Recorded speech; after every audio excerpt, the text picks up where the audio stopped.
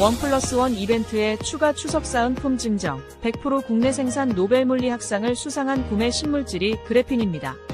게르마늄 그래핀 경추백에는 99.9% 살균 향균 효과, 면역력 향상, 온열 효과, 음이온 원적 외선 등을 발산해 활기를 불어넣어줍니다. 그래핀 베개의 효능으로 편안한 수면의 질 향상과 우울증, 치매 예방 개선에 도움을 줍니다. 수면 후 어깨가 결리고 혈액순환이 안 되는 분, 거북목, 일자목으로 불편하신 분에게 추천드립니다.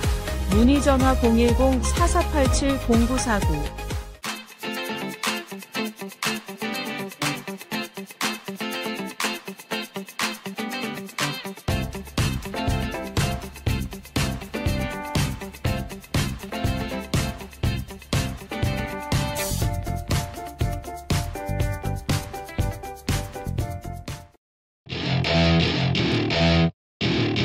Welcome to my party, we're just getting started. A life is a dream or a nightmare scarring. Hand me a drink cause I think I'm going all in.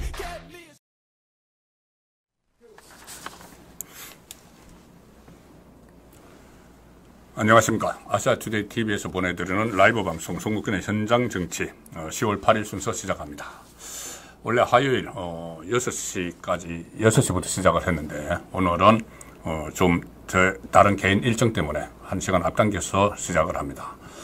그리고 오늘 순서 마지막에 소개를 드릴 텐데 다음 주부터는 또 순서가 좀 바뀝니다. 아시아투데이 TV 정치 시사 방송 프로그램이 개편이 되기 때문에 이따가 말미에 소개를 드리도록 하겠습니다. 자, 최근 어제 오늘 지난 토요일부터죠. 토요일 새벽에 사고가 발생을 했으니까는 문다혜 씨 관련해서 여러 가지로 지금 논란이 많습니다. 이태원에 가서 심야에 술을 마시다가 접촉사고, 음주운전하다가 접촉사고를 냈는데, 자, 그와 관련돼서 여러 가지 소문들, 루머성 소문들도 일어나고 있는 그런 상황입니다. 그런데 이상한 것이 전직 대통령의 딸이 이렇게 사고를 냈고 또 그 전에 논란의 중심에 있었죠. 문재인 전 대통령의 뇌물 사건의 핵심 인물이다. 그래서 참고인 조사를 앞두고 있는 그 상황에서 이런 음주운전 사고가 났고 문재인은 그때 본인이 대통령을 할 때 음주운전에 대해서 살인이나 마찬가지다. 이런 이야기까지 했습니다. 살인이라는 이야기까지 하고 초범이라도 이 엄하게 엄히 처벌을 해야 된다. 자, 이런 말까지 한 적이 있는데 지금 이 문제에 대해서 아무런 사과나 이런 입장 발표 같은 것도 하나 없습니다. 그냥 숨어버렸습니다. 문재인 전 대통령은 현직에 있을 때도 선택적으로 반응을 했죠. 조국 윤미향 사건 이런 데 대해서는 그 많은 논란이 있었는데도 그냥 침묵하고 숨어버리고 지금 이 상황에서도 문재인 전 대통령이 어떤 공적 활동을 하지 않는 상황이라거나 본인이 처음에 이야기했을 때처럼 퇴임하면서 말을 했을 때처럼 잊혀진 삶을 살고 있다면은 그럴 수도 있겠다 싶죠. 그 딸의 문제니까 딸이 알아서 해결을 사과를 하든지 하면 된다고는 생각을 할 텐데 문재인은 지금 사실상 공적 활동을 하고 있습니다. 이 문다혜가 그 사고를 낸 토요일 새벽인데 그 전날 금요일에 문재인 김종숙 부부가 경기도청에 가서 김동연 이 지사와 또 간담회도 하고 거기 지금 경기도에 친문의 피난처가 돼 있죠. 전해철을 비롯해서 여러 명이 경기도에 가 있는데 거기 가서 사실상 정치활동이죠. 그런 것들이.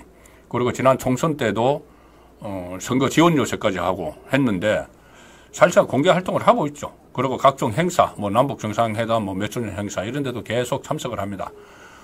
공인으로서의 활동을 하고 있는 거나 마찬가지인데 이 딸의 교통사고, 음주 심야에 그것도 이태원 참사 추모 기간입니다. 추모 기간에 이태원에 가서 새벽 3시까지 1시 넘어서까지 술을 마시다가 술을 마실 수가 있죠. 그런데 어쨌든 그거 음주운전을 하려다가 큰 사고가 날 뻔했지 않습니까? 그리고 그 문재인 정부에서 그렇게 음주 문제에 대해서 이야기를 했으면은 이 사과라도 한마디 있어야 되는데 지금 전혀 이 함구를 하고 있는 그런 상황입니다. 이 답답한 상황, 이런 상황에서 오늘 또 이틀째 국정감사가 실시가 됐는데 역시나 정말 민주당 좌파들의 수준이 노출되는 수준을 그대로 보여주는 김건희 국감으로 만들겠다. 그런 목표 하나로 모든 것을 거기에 맞추고 원래 국정감사 취지는 온데간데 없이 이 정치적인 목적만 가지고 이렇게 특감을 운영했을 뿐만 아니고 상임위 곳곳에서 어처구니 없는 그런 추태 비슷한 모습들을 오늘 민주당 의원들이 계속 보였습니다. 어제 오늘 일일이 나열하기도 힘들 정도로 여러 가지 수준 이하의 이 국정감사 임하는 행태를 보였는데 그런 것들이 민주당의 현재 수준이죠. 그때 이재명이 22대 국회 공천을 하면서 무조건 충성파, 자기를 지켜줄 사람들만 다 이렇게 공천을 줘서 뽑아놨으니까 이런 것은 예고가 돼 있었다. 그렇게도 볼 수가 있습니다. 국감을 보면 볼수록 정말 화가 나는 그런 장면들이 오늘 도처에서 상임위 곳곳에서 지금 일어났습니다. 오늘은 그런 이재명도 이제 11월 되면은 2개의 1심 선고가 나오고 그리고 또 다른 재판들도 기다리고 있죠. 또 대북송금 재판 같은 것은 이재명이 가장 무서워하는 겁니다. 그 재판도 오늘 시작이 됐고 이재명 오늘 사실 이게 정상적인 모습인지 국정감사를 하는데 국회의원이고 야당 대표인 이재명이 지금 국정감사 이틀째인데 오늘 재판받으러 갔습니다. 서울 서초동에 서울중앙지방법원 형사 33부에서 하는 대장동 재판, 대장동, 백현동 다 묶여있는 재판이 있죠. 성남FC, 위례신도시. 그 재판의 피고인 자격으로 갔습니다. 그런데 오늘 또 하나 이재명 재판이 있었죠. 수원에서 수원지법 형사 11부에서 재판이 열렸습니다. 두 번째 공판 준비 기일, 바로 대북송금 이야기죠. 근데 그 대북송금에는 이 공판 준비 기일이니까는 피고인이 안 나가도 되니까 그건 또 변호인들이 갔습니다. 결국 하루에 2개의 재판이 열린 거죠. 야당 대표 이재명, 국회의원 이재명 하루에 2개의 재판입니다. 그런데 본인은 국정감사장에는 가지도 못하고 법정에 나갔고 또 한쪽은 변호사들 보내고 이게 과연 정상적으로 돌아가는 이 국회 형태인가? 우리 정치권인가? 그래서 이재명은 본인이 살아남기 위해서 여러 가지 이 수단을 구사를 하고 있는데 지금 결국은 이 전국을 혼란스럽게 만들어서 본인이 빠져나가기 위해서 사실상 탄핵 열차를 출발을 시켰습니다. 그런데 거기에 대해서 여권이 과연 제대로 대처를 하고 있는가? 지금 이런 식으로 가다가는 제가 썸네일에서 이렇게 썼습니다.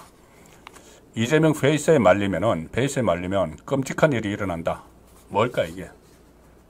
제가 잠시 후에 이 부분에 대해서 오늘은 좀 설명을 드리려고 합니다. 이게 지금 윤석열, 한동훈 두 사람이 친윤, 친한 이래가지고 무슨 갈등 벌이고 독대를 한 해 만에 하고 이 친한 게 따로 모아서 이렇게 만찬하고 이렇게 할 때가 아닙니다.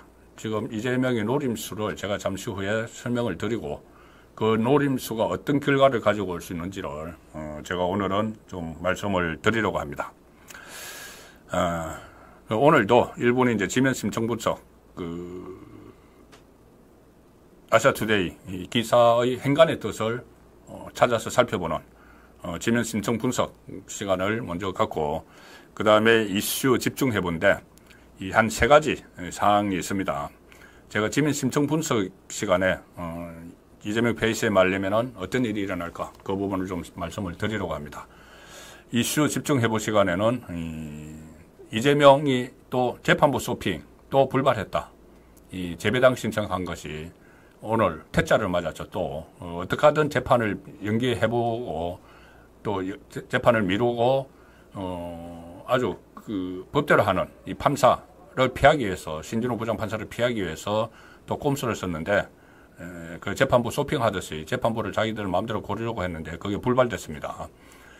재판부 재배당 신청 퇴짜를 맞았고 결국 저승사자 신진호 판사 앞에 서게 된 이재명. 자, 그리고 또 하나는 이슈 집중해보 시간에 문다혜 음주 사고가 문재인 뇌물죄를 입증을 하는 상황이 되어버렸습니다. 차량이 때문에 그렇습니다. 음주 사고를 낸 차량, 캐스퍼 차량이 왜 그렇게 또 뇌물죄와 연결이 되는지 그 부분도 잠시 후에 설명을 드리도록 하겠습니다. 그리고 또 하나는 김정숙의 버킷리스트. 이 문다혜 이제 사고가 나는데 그 어머니죠. 김정숙의 버킷리스트에 대통령 놀이하는 거, 대통령 흉내내는 거, 이것도 지금 포함되어 있었던 것 같습니다. 이 버킷리스트, 뭐 평생 살아생전에 하고 싶은 것들, 그런 거 목록이죠. 대통령 배우자일 때 해외여행 가는 것을 그때 버킷리스트라고 중앙일보에서 칼럼을 썼은 그 화제가 된 적이 있었죠. 그런데 대통령 놀이도 참 아예 노골적으로 했습니다. 국정감사에서 이것도 드러난 건데 전용기 타고 타지마을 갈 때 현재 프레스센터 설치를 했다. 자, 이 부분도 설명을 드리도록 하겠습니다. 자, 먼저 아시아투데이 지면 심청 분석 시간입니다. 오늘 국정감사 이틀째죠. 정말 짜증나는 모습들이 곳곳에서 보였습니다. 2024 국감, 국감 이틀째, 야 겨냥, 이재명 사적 보복의 장 만들어서는 안 돼. 지금 그렇게 민주당이 만들고 있죠. 사적 보복의 장으로 만들고 있습니다. 국민의힘이 오늘 이틀째 이어진 22대 첫 국정감사에서 민주당을 겨냥해서 국감장을 이재명 대표 사적 보복의 장으로 만들어서 안 된다. 신동욱 원내수석 대변인이 논평에서 했습니다. 민주당은 이재명 방탄을 위해서 신성한 국감장을 사적 보복의 장으로 전락시켜버렸다. 이렇게 비판을 했는데 이 다수 의석을 무기로 정인 선정부터 동행명령까지 일방적으로 채택한 것도 모자라서 김건희 관련 정인의 동행명령장을 집행하겠다며 행안위 야당 의원들은 국감을 중단한 채 우르르 현장으로 달려나갔다. 간접, 공사한 업체 사람들을 동행명령에서 데려오겠다고 본래 동행명령을 하면은 국회 직원들이 갑니다. 국회 직원들이 가서 동행을 해오는 그런 제도인데 여태까지 제대로 이게 시행된 적이 없었죠. 그때 박근혜 정부 때 그 탄핵 국면에서 그때도 탄핵 국면인데 박근혜 탄핵 국면에서 국정조사위원회가 있었죠. 이 최순실 관련해서 국정조사위원회 그때 김성태 국정조사위원장이 이 국회 경위들을 쭉 세워놓고 거기 동행명령에 응하지 않는 그때 최순실, 장시호, 우병우 이런 사람들 데리고 오라고 보내고 이런 퍼포먼스는 있었죠. 근데 그때도 국회의원들이 쫓아가지는 않았습니다. 자, 근데 이번에 이 국회의원들이 민주당 소속 국회의원들이 또 이거 모든 게 처음부터 끝까지 지금 김건희에 초점을 맞추다 보니까 그 국감을 팽개치고 전부 다 그 동행명령 하는데 국회 직원들 따라가 가지고 갔습니다. 이게 이 국회의원들이 가면은 올 사람도 안 오겠죠. 그리고 여기에 또 간 사람 중에서 윤건영 지금 문재인의 대변인 같은 역할을 하는 윤건영은 이 김건희와 관련된 이 사람들을 지구 끝까지라도 추적해서 데려오겠다 이런 이야기를 합니다. 이게 지구 끝까지 추적을 할 일까지 됩니까? 물론 의혹이 있으니까는 의혹을 풀어야 되고 이것도 수사를 감사원에서 감사를 해서 수사를 받고 있는 건데 받을 텐데 그걸 국회에서 끝까지 지구 끝까지 추적을 해서 이런 이야기를 하고 그래서 이게 또 이것뿐이 아니고 오늘 무슨 뭐 국가 기밀을 막 노출을 하는 그런 사안도 있었고, 김준혁 같은 경우에 또 무슨 뭐 장관 관용차를 뭐 어떤 그 매물로 내놔가지고 또 거기서 그냥 장관차의 번호 같은 것을 노출을 해서 정보통신망법 위반 논란도 일어나고, 이렇게 지금 엉망입니다.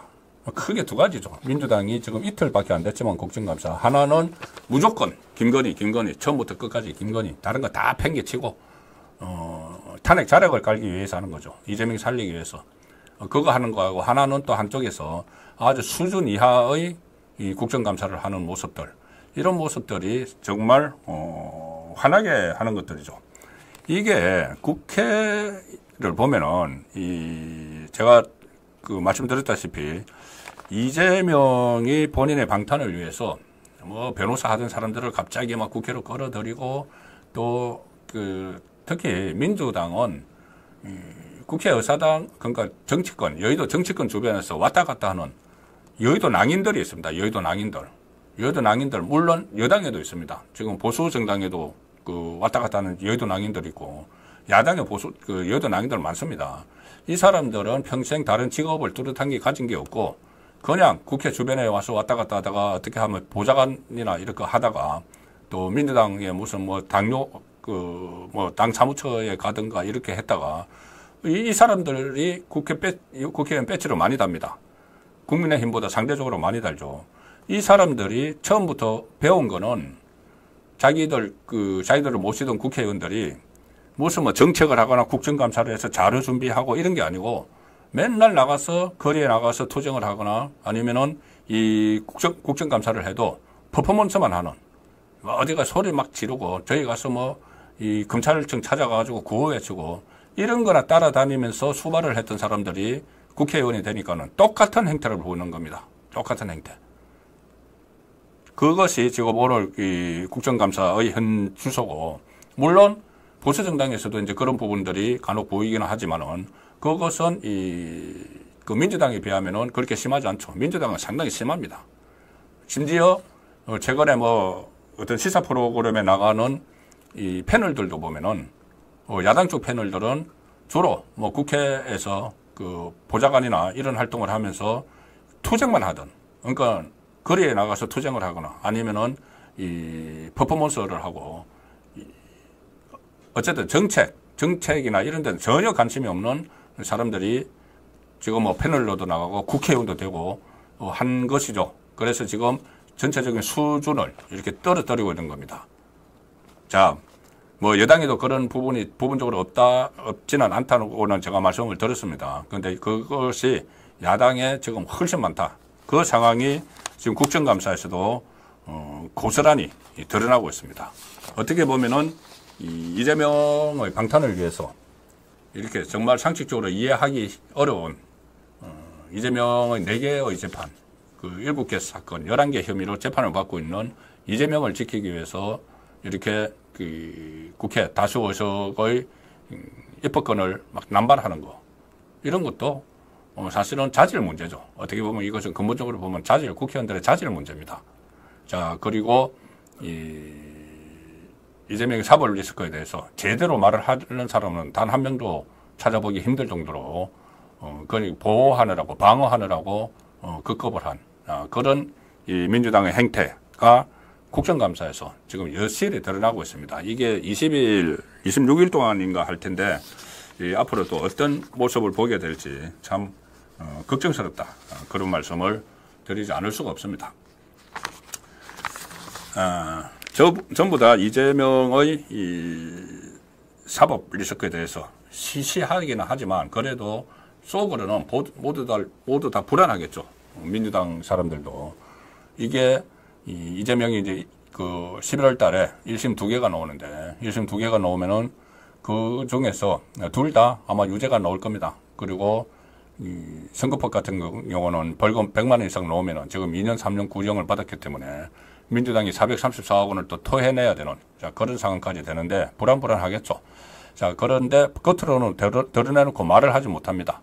그 전에 이 당대표 경선할 때 김두관 의원이 한번 김두관 전 의원이죠. 김두관 후보가 당에서 시시하고 있지만은 사실상 고민들이 많다는 이야기를 한 적이 있는데 그 정도입니다. 그 정도. 그냥 시시하고 있는데 김두관 의원이 오늘 또 비슷한 말을 해서 제가 그 기사를 소개를 드리겠습니다. 자, 아시아투데이 기사입니다. 김두관 이재명 유죄 확정되면 리더십 흔들릴까 염려가 많다. 자, 이런 말 잘 안 하죠. 이런 말 잘 안 합니다.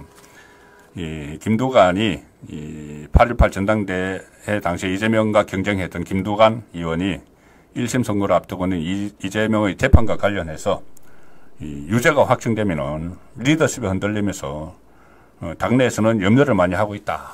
이런 이야기를 했습니다. 라디오, KBS 라디오에 나와서 이야기를 한 거네요. 이재명의 사법 리스크로 인한 11월 위기설에 대해서 아직 3심은 시간이 많이 남아있고 법적으로 잘 대응할 수 있다고 하지만 당내에서는 걱정을 많이 한다. 그래서 이 일종의 청기누설을 한 것 아닌가. 이 걱정, 어떤 걱정이겠습니까?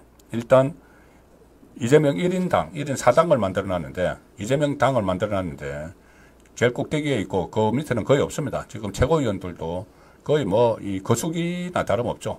이 상황에서 이재명이 피선거권이 박탈이 되고 이 당대표직이 날아가고 국회의원직을 날아가면은 그 다음에 어떻게 할 것인가.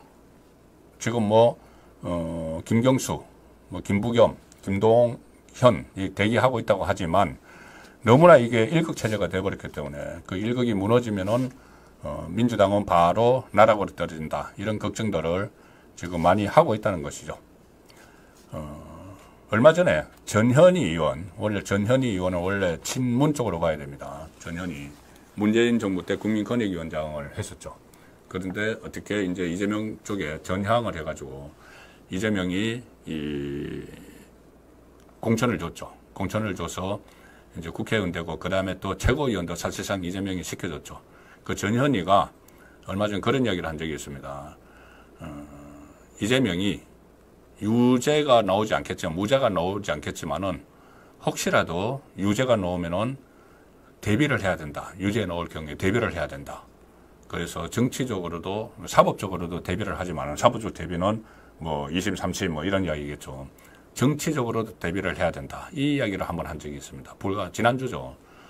정치적으로도 그러니까 플랜 B 이야기를 한 겁니다. 플랜 B. 플랜 B라는 표현을 안 썼지만은 이재명이 유사시에 플랜 B가 당에서도 있어야 되는 것 아니냐. 당연한 이야기죠. 정상적인 정당이라면 플랜 B가 있어서 가동 준비를 해야 되죠. 지금 1심 선고가 2개 눈앞에 와 있는데. 그런데 거기에 대해서 개딸들이 난리가 났습니다. 난리가 났습니다. 개딸들이 그 전현희에 대해서 이재명의 유고시, 일단 이재명이 정상적인 업무를 수행할 그러니까 그 피선거권이 박탈되어 있을 경우, 그리고 당 대표직을 내려놔야 될 경우, 자, 이런 경우에 어떻게 해야 되느냐. 이 문제에 대해서 현실적인 이야기를 한 거죠. 그럼 뭔가 대비가 있어야 된다는 이야기를 한 건데, 일단 이재명이 실각을 하는 것을 전제로 했다고 해서 개딸들이 난리가 나서 공적 1호가 됐다고 합니다. 전현희가 공적 1호가 됐다. 공적 2호도 있는데 개딸들의 공적 2호는 누구냐? 정청래 법사위원장. 그때 박상용 검사 탄핵 청문회를 한다고 판을 벌려놨다가 이하영을 불러가지고 원맨 쇼를 하게 만들었는데 결국은 거기서 주진호 의원이 이화영과 김영태 변호사의 녹음 파일을 터는 바람에 완전히 이게 상황이 이상하게 돼버렸죠. 대치기를 당했죠. 이재명이 혹 데려가다가 혹 3개를 더 붙이는 그런 상황이 왔기 때문에 그런 판을 만든 또 정청래도 개딸의 공적 이유다. 어쨌든 이재명은 거의 민주당에서 완전히 1인 1극 체제를 하고 있는데 이게 유죄가 확정되면은 리더십이 흔들릴까 염려하는 사람들이 있다. 이것은 일종의 청긴 누설 형식으로 하나씩 둘씩 나오고 있는 상황입니다. 자, 아시아투데이 지명 그 심층분석 세 번째 기사인데 이 세 번째 기사가 제가 오늘 어떻게 보면은 말씀드리려고 하는 핵심적인 내용일 수가 있습니다. 제가 썸네일에 이재명 페이스에 말리면 끔찍한 일이 일어난다. 무엇? 이렇게 말씀을 드렸죠. 저는 이 부분을 가장 걱정을 하고 있는 입장입니다. 제가 뭐냐면은 일단 제가 아시아투데이의 그 개건 논설위원으로서 격주 화요일자에 칼럼을 씁니다. 송국근의 현장 정치. 이 지금 방송을 보내드리는 라이브 방송 송국근의 현장 정치와 같은 제목인데, 자, 송국근의 현장 정치, 거부권 시효 끝은 악몽의 시작일까? 이게 무슨 의미냐면은 거부권을 행사하는 건 대통령이 행사하죠. 그러면은 대통령이 끝까지 하는 건 아니니까는 이제 한 3년도 채 안 남았습니다. 교체가 될 텐데 정권 재창출을 하지 못하면은 정말 악몽이 시작된다. 정권 재창출을 하지 못하면은 거부권이나마 행사하지 못하면은 아주 큰일이 나는 상황이 있습니다. 제가 그걸 설명을 드리려고 합니다. 자, 일단 이 윤석열 대통령이 우리 헌법에 보장된 법안 거부권, 제2요구권을 취임 후 지금 2년 남짓 됐는데 2년 5개월이 됐죠. 24번을 행사했습니다. 초대 이승만 대통령이 45번을 했는데 그거 제외하고는 역대 최다. 그런데 아직 임기가 절반이 남았죠. 그래서 이승만 그 기록도 깰 수가 있습니다. 자, 왜 그렇게 깰 수밖에 없느냐? 야당이 계속 이 법안을 발의를 해서 그 법안 발의 성격이 크게 두 가지가 있습니다. 하나는 마치 민생 법안처럼 포장을 했는데 이념 법안이 있습니다. 그리고 하나는 또 방탄 법안인데 개혁 법안처럼 탈을 쓴 것이 있습니다. 자, 하나씩 이제 좀 설명을 드리면은 민주당은 문재인이 그때 재임 당시에 거부권이 제로였다. 그래서 윤석열 대통령에게 거부권 중독적 이런 프레임을 씌웠는데, 문재인은 처음에 시작할 때부터 여대 야수였고, 처음에는 여소야대로 출발을 했는데 그때는 박근혜 전 대통령 탄핵 직후였죠. 그래서 야당이 뿔뿔이 흩어져 있었습니다. 야당이 자유한국당이 전체 94석만 있었고 바른정당으로 사람들이 나가 있었죠. 그래서 탈당파가 다 복귀해도 106석. 그때 여당이 민주당은 120석. 그러니까 그때 사실상 여대 야수나 마찬가지였습니다. 지금 같은 상황이 아니죠. 그리고 2020년 총선을 통해서 180석을 확보를 해서 하니까 거부권을 행사할 일이 없죠. 같은 여당에서 다 이제 법안을 다수당이 전반기에는 사실상 다수당, 후반기에는 절대적 다수당이 돼서 법안을 처리를 하니까는 거부권을 행사할 일이 없습니다. 그러니까 거부권 제로죠. 그런데 윤석열 정부는 완전히 다른 환경이죠. 임기 5년을 지금 처음부터 끝까지 여수야대로 가는 첫 정권이 됐는데 거부권 없는 국정 운영은 지금 아예 불가능합니다. 이유가 두 개가 있습니다. 하나는 우파 정권의 국정 철학, 여기에 방향이 맞지 않는 이념 법안이 민생 법안으로 막 둔갑을 해서 잇따라 통과됩니다. 이렇게 되면은 이것을 거부권 행사를 안 하면은 우파 정부, 윤석열 정부의 정체성을 아예 흔들어 버리는 그런 법안들이 되는 거죠. 어떤 법안인지 잠시 후에 제가 소개를 드리겠습니다.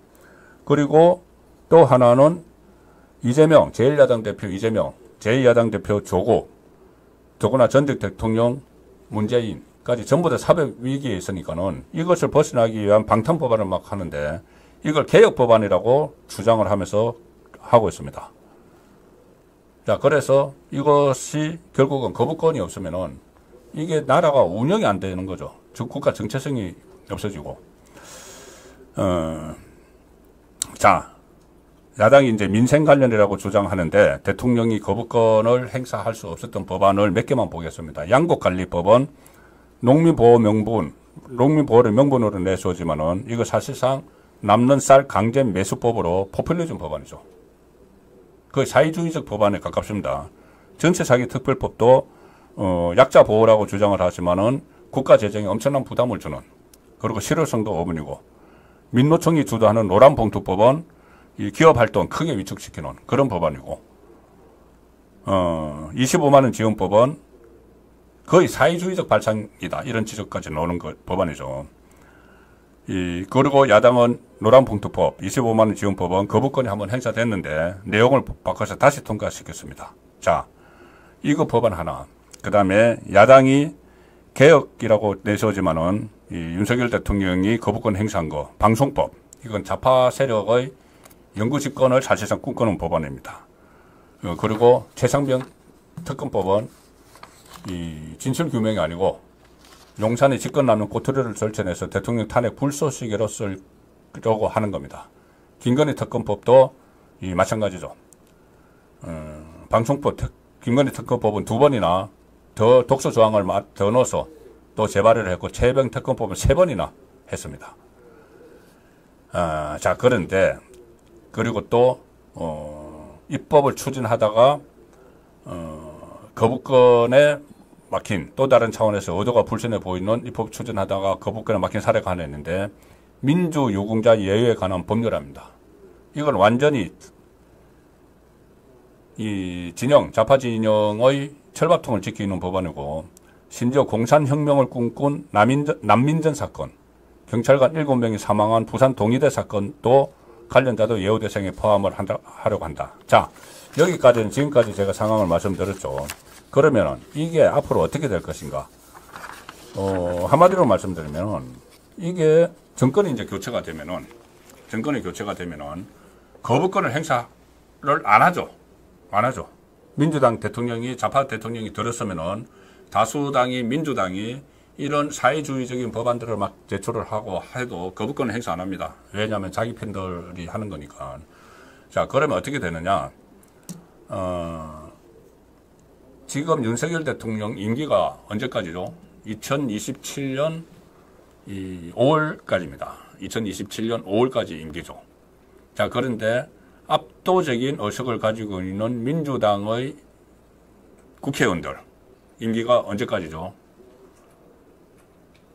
2028년 6월까지입니다. 5월 말일까지입니다. 딱 1년이 더 길죠. 민주당 의원들이 다수를 점한 22대 국회가 윤석열 정부보다 1년이 더 깁니다. 그러면은 2027년에 정권 연장을 못하고, 정권 재창출을 못하고 교체가 된다. 정권 교체가 된다. 그러면은 좌파 대통령이 들어서겠죠. 이재명이든 누구든 만약에 그때까지 남아있으면은, 그러면 1년 사이에 거부권을 행사를 못하니까, 지금 23번 거부권을, 이것은 이 사회주의적인 법안들을 막 막아서는 그런 거부권이었는데, 이걸 행사를 하지 못하면은 조금 전에 말씀드린 그 법안들 전부 다 통과되겠죠. 다 통과되면은 그 사회주의적인 성향이 있는 법안들이 막 통과가 되는 겁니다. 그리고 또, 지금 예를 들어서 포괄적 차별금지법, 이런 것들도 다 통과를 시키겠죠. 그때 되면은, 그리고 특히 지금 야권에는 진보당도 들어가 있습니다. 윤모 의원이죠. 진보당, 뭡니까? 내란 옹호 사건, 이석기의 통진당의 후신이죠. 그 진보당 사람들 들어가 있습니다. 그리고 제가 말씀드렸다시피 정말 어떤 국가의 장래나 이런 것보다는 그냥 정치 투쟁만 하던 사람들이 국회의원 배지 달고 줄줄이 들어와 있죠. 이 사람들은 무슨 법안을 만들어서 통과시킬지 모릅니다. 1년 동안 거의 사회주의적인 법안들을 막 통과를 시키겠죠. 그래서 제가 이게 거부권의 끝이 악몽의 시작이 될 수 있다. 거부권의 시효. 대통령 임기 중에만 시효죠. 그 끝이 이제 악몽의 시작이 될 수 있다는 이야기고, 여기다 더 하나 있습니다. 정말 집중을 해야 될 것이 2027년까지 안 갈 수도 있다는 이야기죠. 안 갈 수도 있다. 이재명, 조국이 본인들의 구속 위기에서 벗어나기 위해서 지금 탄핵을, 이재명 그제 이야기했죠. 대통령 끌어내려야 한다고 이야기를 했죠. 그래서 지금 탄핵 전국을 완전히 조성을 하고 있습니다. 조국하고 같이. 그러면은 만에 하나 뭐 조기 대선이 치러지면은 그 기간이 엄청 더 길어질 수도 있습니다. 조기 대선이 치러져서 좌파가 집권을 하게 되면은 지금 뭐 10월 위기설, 그러니까 이재명의 11월 위기설이 있으니까는 10월 위기설까지 옵니다. 윤석열 정부의 10월 위기설까지. 11월 가기 전에 엎어버리자. 이런 말까지 지금 좌파 진영에서 하고 있는 상황인데 이걸 지금 심각성을 제대로 느끼지 못한다. 이건 엄청난 문제죠. 그리고 탄핵이 안 되더라도, 그러니까 탄핵이 안 돼서 조기 대선이 치러지지 않더라도 이 상태로 가면은 2027년에 정상적으로 대선이 치러진다고 하면은 이게 정권 재창출 되겠습니까, 지금?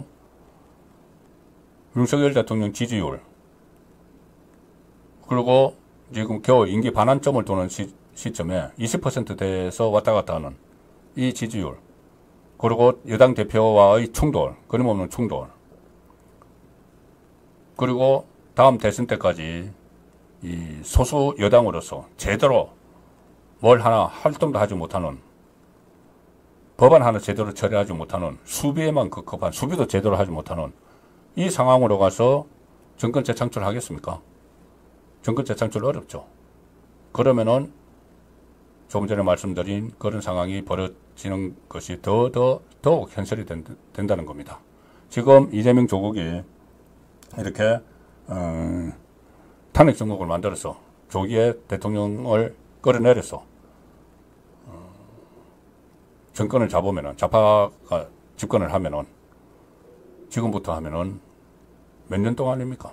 만약에 지금부터라고 이제 가정을 하면은 2028년 임기까지 4년 가까이 거부권 행사 없이 좌파 입맛에 맞는 모든 법안들을 그대로 다 통과시키겠죠. 그전에도 물론 이 문재인 때도 후반부에 좌파 정권에 여당이 그 압도적인 수적 우위를 갖고 있은 적이 있지만 그때와 지금의 구성은 다릅니다. 지금 민주당의 구성이 다릅니다. 말씀드린 대로 좌파 성향의 의원들이 대거 투입이 됐고 그때 비례대표 위성정당 만들면서 그리고 이 수준은 더 낮아졌고 민주당 국회의원들 수준이 더 낮아졌다는 이야기죠. 국회의원들뿐이 아니고 그 주변에 있는 사람들, 민주당 주변에, 좌파 정당 주변에 있는 사람들도 뭐 국가의 장래, 미래, 다음 세대 이런 거 생각 안 합니다.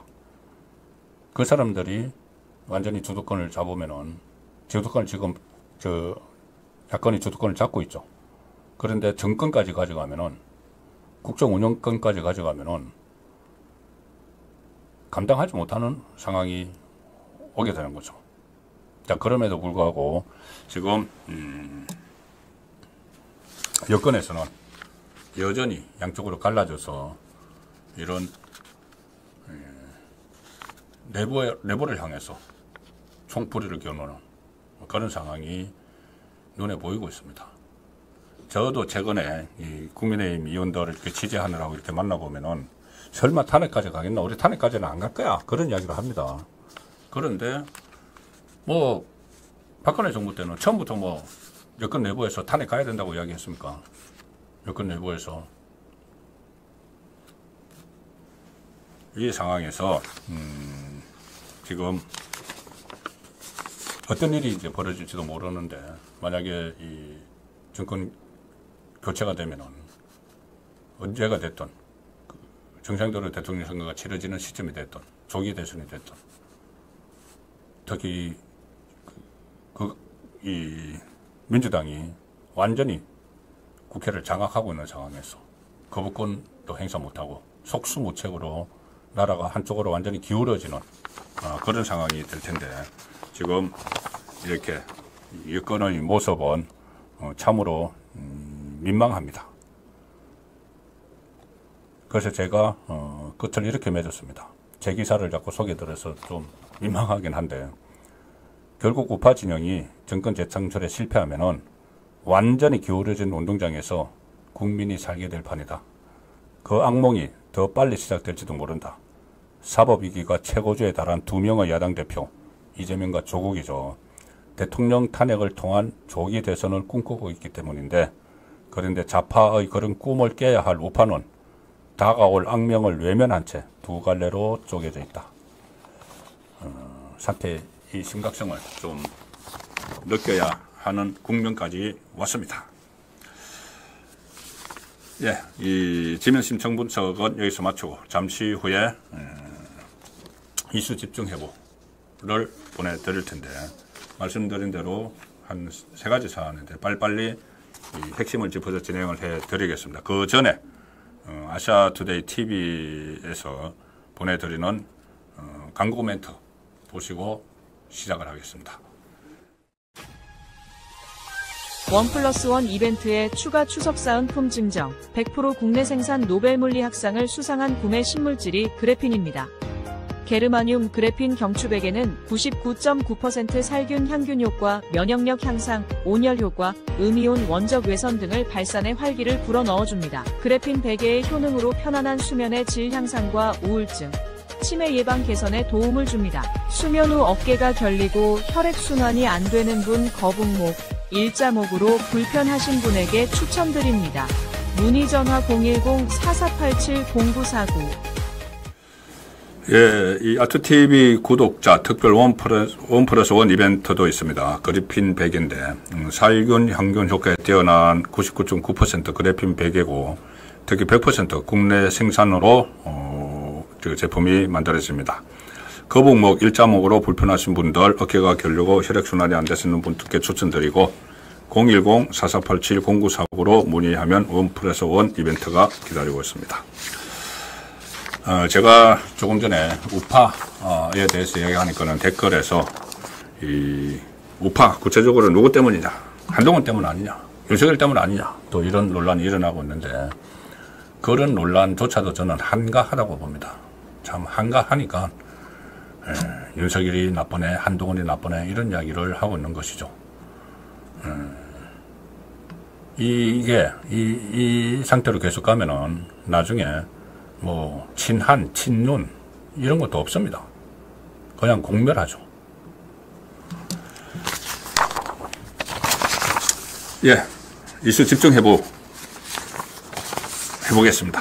첫 번째는 이재명 재판부 쇼핑 또 불발됐다.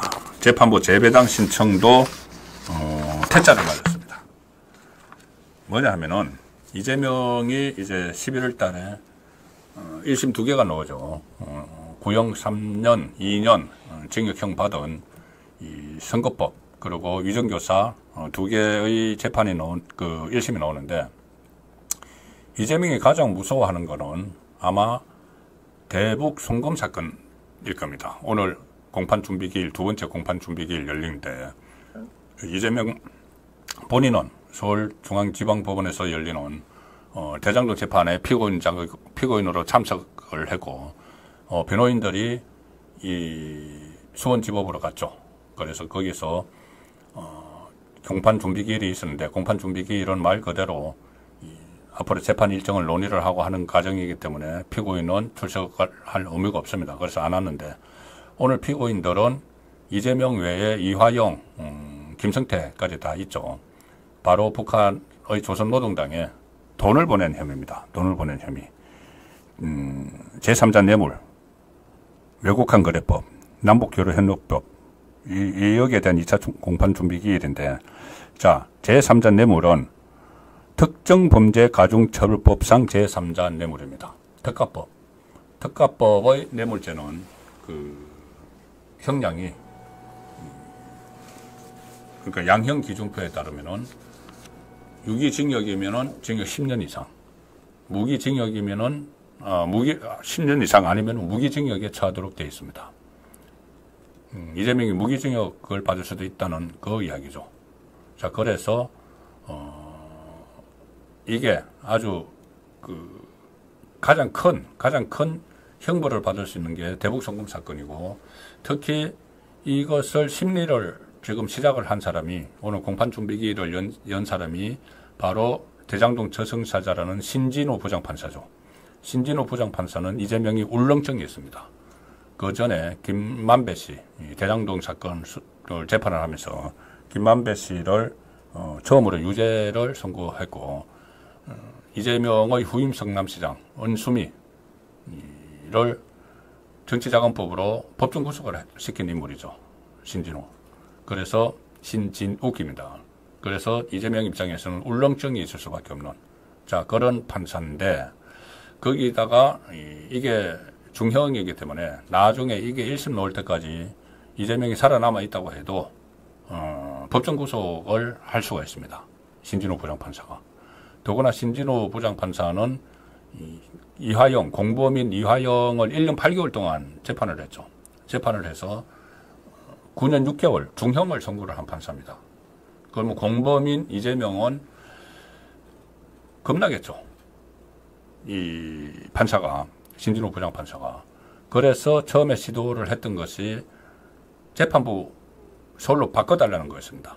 내 사건 수원지방법원에서 하지 말고 여기 이 서울중앙지법 나에게 아주 우호적으로 재판을 해주는 형사 33부 김동현 부장판사 쪽으로 붙여달라고 신청을 했죠. 대법원에.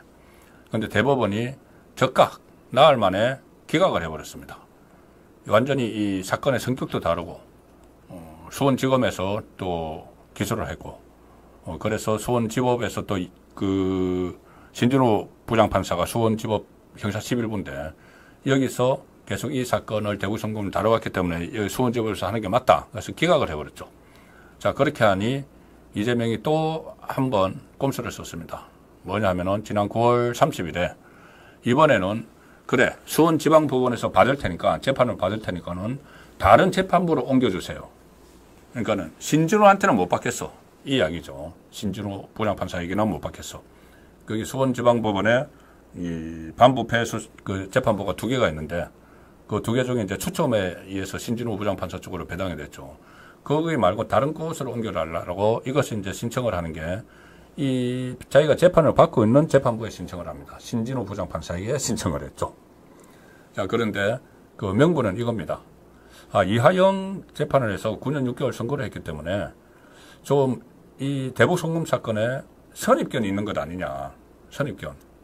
확정 편향이 있는 것 아니냐. 그러니까는 새로운 재판부에서 한번 재판을 받고 싶다. 이 이야기죠. 새로운 재판부의 판단을 받고 싶다.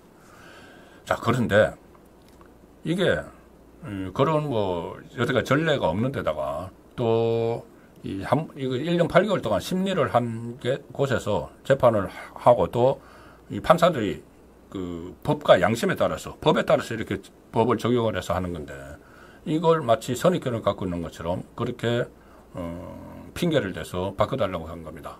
다른 데로. 그런데 오늘 이 재판부에서 공판 준비기를 하면서 오늘 재판부에서 사실상 이것을 퇴짜를 놔버렸습니다. 그렇게는 할 수 없어. 퇴짜. 그대로 신진호 이 재판부에서 앞으로 이제 재판을 받게 되는 그런 상황이 된 겁니다. 그래서 결국은 재판부 재배당, 이제 2번째 재배당 한 것도 퇴짜를 맞았는데 이게 퇴짜를 맞을 거에 뻔한데 이걸 왜 이 신청을 했느냐. 자, 2가지 또 꼼수가 있습니다. 여기서 2가지 꼼수가 있는데 하나는 뭐냐면은 재판부 기피 신청을 하려고. 내가 이 재판부가 선입견이 있는 것 같아서 다른 데로 바꿔달라고 했는데 그것도 안 바꿔줬어. 그럼 나 이 재판 못 받겠어. 재판부 기피 신청을 하려고. 그럼 재판부 기피 신청을 하면 이 기피할지 안 할지를 또 옆에 재판부에서 판단을 합니다. 그러면 기피 신청이 기각될 게 뻔하죠. 이하영도 신진호 부장판사 기피 신청을 했는데 기각됐죠. 그런데 뻔한데 왜 또 하느냐. 시간 끌겠다는 거죠. 시간 끌기. 다른 재판부로 바꿔달라는 것도 이 명분은 그렇지만 실제로는 이 신진호 부장판사가 무섭기도 하고 또 이 재판 기록이 A4 용지로 4만 쪽입니다. 4만 쪽. 4만 쪽을 다른 재판부가 가져가면은 재판 기록을 다 보는데 또 몇 달 걸리겠죠. 그래서 그 꼼수로 이 재판부 재배당 신청을 했는데 그게 이제 안 될 거 뻔하면서 한 것도 또 꼼수라는 거죠. 그거는 이제 재판부가 재배당을 신청했는데 안 해줘서 그건 재판부 기피 이렇게 하겠다는 거죠. 그래서 또 시간 좀 어느 정도 벌어보겠다. 이재명의 모든 전략은 이 1심 선고가 총선전에 안 나오는 것이었죠. 이것은 지금 성공을 했습니다. 뭐 단식도 하고 뭐 여러 가지 이유를 들어서 막 재판 질질 끌었죠. 그리고 또 하나의 전략은 이 대선 전에 모든 대법원 확정 판결 안 나오는 건데 어떤 수를 써서라도 지금 재판을 끌고 있는 상황입니다. 그래서 이것도 재판 지연 작전의 일환으로 이런 재배당 신청 쇼를 벌였다가 이 퇴짜를 맞았는데 퇴짜 맞을 거 다 알고 한 거죠. 재판부 쇼핑하듯이. 그럼 이렇게 되니까 또 하나 또 꼼수가 있습니다. 하나는 이게 이제 안 될 거를 재배당이 안 될 걸 분명히 알면서 한 것은 하나의 이유는 재판부 기피 신청을 하기 위한 거고, 두 번째는 이 재배당을 신청한 날에 제가 한번 설명을 드린 적이 있죠. 이건태 대장동 변호사 출신 국회의원이 법안을 하나 발의를 했는데 뭐냐면은 공범은 같은 판사가 재판을 하지 못하도록 하는, 아니 공범을 같은 판사가 재판을 해야지 사건의 개요를 다 알고 하는데 공범에 대해서는 같은 판사가 재판하지 못하는 법안을 또 발의를 한다고 합니다. 이것은 말도 안 되는 법안이라서 이 통과 아무리 민주당이라도 이걸 통과시키기는 어려울 것 같은데, 그러니까 이하영을 재판을 한 판사는 이재명을 재판을 못한다. 이게 말이 안 되는 이야기죠. 그런 꼼수를 또 쓰기 위한 전 단계로서 재판부 재배당 신청을 했다. 자, 그 내용이 이슈 집중해볼 시간, 재판부 쇼핑 또 불발됐다는 이야기입니다. 두 번째 문다혜 이야기인데, 문다혜 문다혜 음주사고가 문재인 뇌물죄를 입증을 한다. 이건 무슨 이야기냐면은 지금 문다혜가 음주교통사고를 냈죠. 음주교통사고를 냈는데 그 차량이 또 무슨 차량이냐? 그 교통사고 접촉사고를 낸 그 차량이 바로 캐스퍼인데 광주 GM에서 만든 겁니다. 광주 GM은 이게 뭐냐면은 문재인이 2021년 재임할 때, 대통령으로 재임할 때 광주형 일자리, 그러니까 그때 지역형 일자리 이런 그 캠페인을 벌였죠. 광주형 일자리, 그러니까 광주 GM 제너럴 모터스에서 생산된 첫 차량이 캐스퍼입니다. 그 캐스퍼를 문재인이 그때 상징적으로 대통령이면서 온라인 사전 예약을 해서 사비로 구매를 했는데, 그때 청와대 대변인은 퇴임 후에도 이 캐스퍼를 문재인에 사용할 거다 그렇게 이야기를 했습니다. 그런데 이 차를 지난 4월에 문다혜 씨에게 양도를 했습니다. 그래서 결국은 사실상 아빠 차를 타고 문다혜 씨가 생활을 하고 있었던 거다. 자, 이게 왜 중요하냐면은 문재인 뇌물죄죠. 문재인 뇌물죄는 이상직이 준 서창호에게 태국의 타이스타jet에 취업을 해서 준 급여가 사실상 뇌물이라는 이야기입니다. 왜냐하면은 문재인이 서창호가 취업하기 전에는 서창호 문다혜 부부에게 생활비를 줬는데 그 생활비를 사실상 이상직이 대신 준 거다. 그러면 뇌물이 되는 거죠. 문재인이 나가야 될 돈을 안 나가고 이상직이 줬으니까는 이제 그 대가로 중진국 이사장 시켜줬고 하니까 이게 또 법리적으로 하면은 문재인과 문다혜가 경제 공동체가 돼야 되는 거죠. 그러니까는 너돈 내 돈 없이 서로 같은 주머니. 그래서 경제 공동체이기 때문에 이것은 뇌물죄가 성사가 되는 겁니다. 성립이 되는 겁니다. 그런데 경제 공동체 정황이 상당히 차고 넘치죠. 조금 전에 이 서창호 씨에게 이렇게 급여를, 그러니까 생활비를 대신 준 거, 이거 외에도 김정숙 씨가 5천만 원, 현금 5천만 원 보자기에 싸가지고 이상한 방법으로 문다혜에게 보낸 거, 또 제주도 별장 송기인 신부에게 사는데 공시지가로 3억 8천만 원에 공시지가로 그러니까 거의 반값에, 시세 반값에 사는데, 그거 사실상 문재인을 보고 숨긴 신부가 판 거죠. 근데 그게 지금 문다혜 이름으로 돼 있습니다. 그리고 또 있죠. 문재인의 책, 운명을 출간한 출판사에서 2억 5천만 원 문다혜가 받았는데, 뭐, 1억 원 책 디자인, 책 디자인을 해준 그 돈, 뭐, 그렇다 치고, 1억 원 문재인의 인세를 대신 받았다. 이렇게 출판사, 민주당에서 설명을 했습니다. 그러면 이것은 문재인 돈을 그냥 대신 그냥 받은 거니까 경제 공동체죠. 그냥 한 지갑인 거죠. 자, 그래서 이 경제 공동체를 지금 파악을 하고 있는 그 수사 상황인데, 거기에 이 음주 사고가 난 차도 사실상 아빠 차를 이제 가지고 다녔기 때문에 아빠가 그때 사비로 샀다. 이렇게 청와대에서도 이야기를 했는데, 그래서 경제 공동체의 입증하는데, 뇌물죄, 문재인의 뇌물죄를 입증하는데, 이 차량이 정황 증거로 또 하나 포함이 된다. 그래서, 문다의 음주 사고가 문재인 뇌물죄를 입증을 하는 하나의 정황 증거가 되는, 자, 그 상황을, 지금 정치권에서 또 주목을 하고 있습니다. 마지막 소개해드릴 이슈 집중해보는 김정숙의 버킷리스트. 여기는 대통령 놀이도 들어가 있는가. 자, 이게 뭐냐면은, 그때 김정숙, 혼자서 타지마할 갔죠. 문재인 같이 안 가고, 타지마할에 가면서 다 아시다시피, 이 대통령 전용기를 타고 갔습니다. 공군 2호기. 그 휘장도 떼지 않고, 대통령 휘장 딱 달고 갔는데, 여러 가지 논란이 있죠. 거기에 이 호화 기내식, 이것도 아직 뭐 정리가 안 됐습니다. 호화 기내식 의혹도 있었고, 그 다음에 예비비 4억 원을 편성을 했습니다. 갑자기 며칠 만에 뚝딱 해서 예비비 4억 원 편성해서 그거 가지고 그 외유성, 마치 여행 가듯이 관광 가듯이 타지마할까지 들렀다 왔는데, 그 타지마할에 가는 이제 예비비가 4억 원이었죠. 그런데 지금 어제 국감에서 다시 한번 이제 확인된 것에 따르면은 배현진 의원이 이 자료를 제출을 했습니다. 자료를 제출을 했는데 뭐냐면은 그 타지마할을 가면서 프레스 센터, 프레스 룸을 설치를 했다는 겁니다.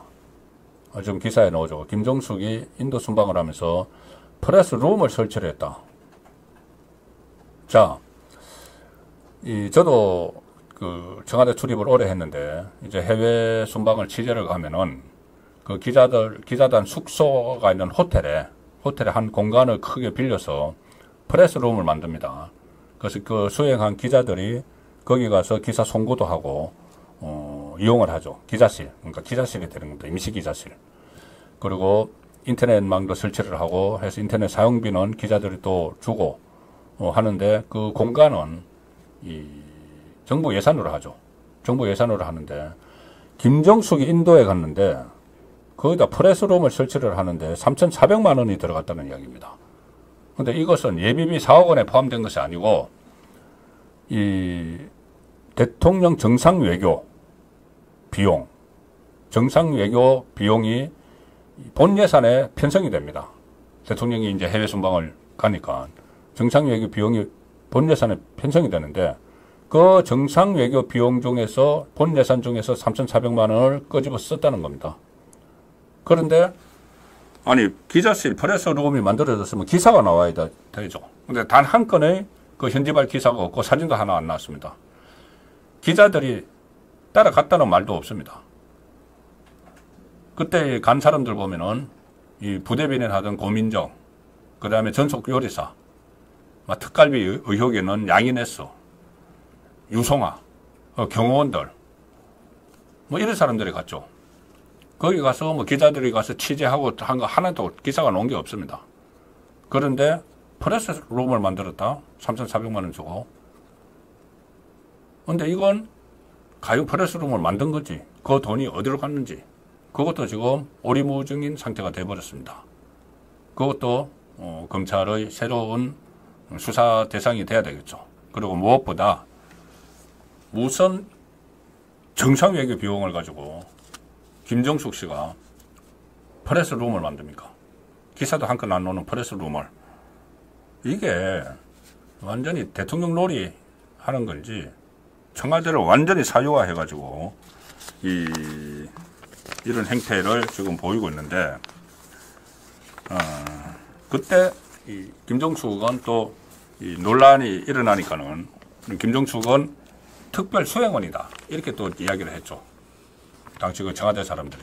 단장은 도종환 문체부 장관이고, 근데 도종환도 특별 수행원도 정상이 아닌데, 대통령 아닌데 무슨 정상 외교 용으로 또 3,400만 원을 끌어다 쓴 그런 것까지 드러나고 있습니다. 참 문재인, 이재명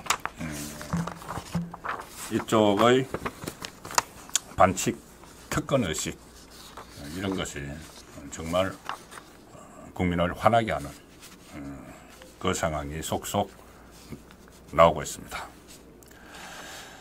예, 송국근의 현장 정치 라이브 방송 준비한 순서는 여기까지입니다. 이재명 폐쇄에 말리면 끔찍한 일이 일어난다. 제가 오늘자 아시아투데이 쓴 칼럼을 중심으로 중점적으로 설명을 드렸습니다. 그리고 모두에 말씀하신 대로 아시아투데이 TV 가을 맞아서 개편이 있습니다. 우선 월요일에 모든 방송이 10시 그리고 오후 2시, 오후 5시에 됩니다. 월요일에는 김동원의 하이파이브, 그리고 고성국 박사가 패널이 됩니다. 그 다음에 송국근의 현장 정치가 오후 2시, 이종건의 HQ, 그리고 화요일도, 그러니까 월, 화, 수, 목, 여기는 김동원의 하이파이브가 오전 10시에 됩니다. 그리고 금요일은 고영주의 공안일기, 오후 2시는 제가 월, 하, 송국근의 현장 정치를 진행을 합니다. 수요일은 최영재의 취재데스크, 얘도 고성국 박사가 패널로 나오고, 목요일은 신혜식의 최종병기, 금요일은 최수영의 이수핵 펀치, 그리고 지금 6시부터 하던 저녁 방송은 오후 5시로 당겨집니다. 월요일은 이종건의 HQ, 화요일은 김재원, 신혜식의 최종병기, 수요일은 장원재, 그 다음에 목요일, 금요일은 제가 오후 5시에 송국근의 현장 정치로 찾아뵙습니다. 저는 결국 아시아투데이에서는 월, 하는 오후 2시, 목, 금은 오후 5시에 여러분을 만나 뵙게 됩니다. 많이 격려해 주시고 시청을 해 주시기를 부탁을 드리겠습니다.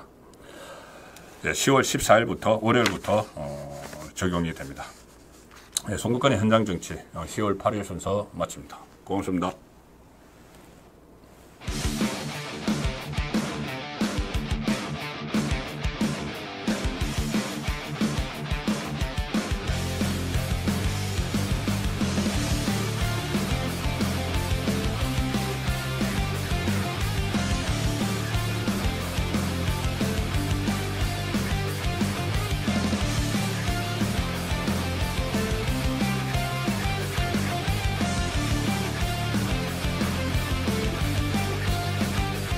오늘날의 이재명이 오기까지 1등 공신은 누굽니까? 이재명은 지금 법인카드 가지고 다시 이제 소환 통보를 받았죠.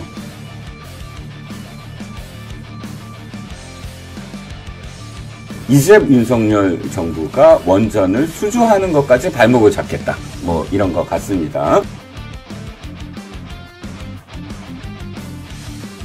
한동훈의 동력은 오로지 민주당 세력에게 나오고 있어요. 한동훈이 너무 잘 알고 있는 거지. 지금 한동훈 대표는 당 내에서도 최상병 특검과 관련해서는 궁지에 몰리고 있는 겁니다.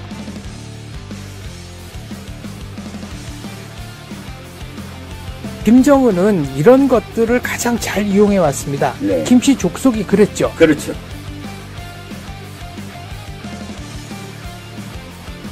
통합진보당이 생겨나서 그 다음 2012년도에 하는 거 보니까 민주노동당하고 하는 짓이 똑같아요. 똑같죠. 깡패, 살인마, 김성주에 대한 실체를 까발렸고요.